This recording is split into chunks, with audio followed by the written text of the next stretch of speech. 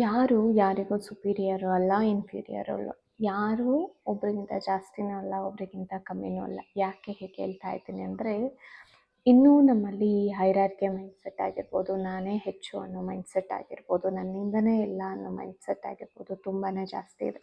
But ಅದನ್ನೆಲ್ಲ ಹೇಗೆ ಕಮ್ಮಿ ಮಾಡ್ಬೋದು, ಹೇಗೆಲ್ಲ ಕಮ್ಮಿ ಆಗುತ್ತೆ ಅಂತ ಅಂದರೆ, ಓನ್ಲಿ ಒನ್ ಥಿಂಗ್ ಏನು ಅಂದರೆ, other person is also has a emotion. ಅವರು ಭಾವನೆಗಳಿಗೂ ಸ್ಪಂದಿಸಬೇಕು, ಅವ್ರ ಭಾವನೆಗಳಿಗೂ ಒಂದಿಷ್ಟು ಬೆಲೆಯನ್ನು ಕೊಡಬೇಕು.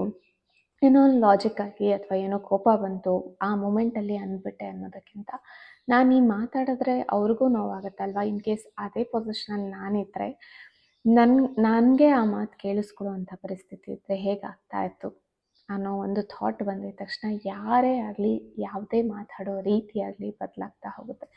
ನಿಧಾನಕ್ಕೆ ಎಕ್ಸ್ಪ್ಲೇನ್ ಮಾಡೋದ್ರಿಂದ ಎಲ್ಲ ಪ್ರಾಬ್ಲಮ್ಸು ಸಾಲ್ವ್ ಆಗ್ತಾ ಹೋಗುತ್ತೆ. Thank you.